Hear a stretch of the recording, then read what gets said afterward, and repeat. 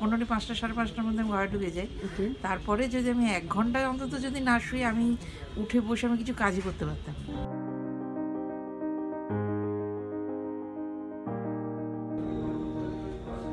Welcome to ন্যাচারালবেদা health world.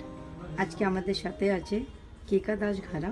কিছু সমস্যা নিয়ে উনি ডক্টর KM সাইফুল্লাহ স্যারের আন্ডারে ট্রিটমেন্ট করাচ্ছেন। আসুন, আফটার ট্রিটমেন্ট উনি কেমন আছেন ওনার মুখ থেকে জানি।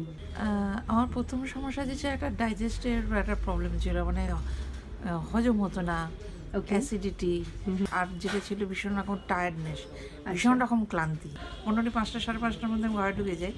তারপরে যদি আমি 1 ঘন্টায় অন্তত যদি না শুই, আমি উঠে বসে আমি কিছু কাজই করতে পারতাম। আর সেই এনার্জিটা, মানে সেই ল্যাথার্জি বলুন, সেই মানে ক্লান্তিটা বলুন, সেটা আমার এখন 70% আমার কিওর হয়ে গেছে। গ্রেট। আর ব্যথাটা যেটা হতো আপনার? ব্যথাটা মেনলি এটা একটা সাইটিকা পেনের মতো হতো, মাঝে মাঝেই আমার বাঁ সাইডে যন্ত্রণা হতো।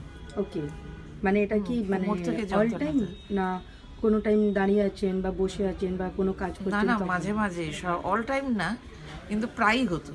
আচ্ছা, এর আগে কোথাও ট্রিটমেন্ট করানো না না হয়েছিল? না, ওই ব্যথা যন্ত্রণা নিয়ে ওই আগে কোথাও ট্রিটমেন্ট করি। এখানে কতদিন হলো ট্রিটমেন্ট করাচ্ছেন? এখানে প্রথম আমার এটা আমার দ্বিতীয় শিফট হচ্ছে। এর আগে আমি 40 দিন প্রথম দেখিয়ে আমি 40 দিনের ওষুধ খেয়েছি, এবং এনাদের নির্দেশ মতো যতটা সম্ভব চেষ্টা করেছি যে এক্সারসাইজ বা এর মেডিসিন যেগুলো দিয়েছিলেন সেগুলো নিয়মিত নেওয়ার।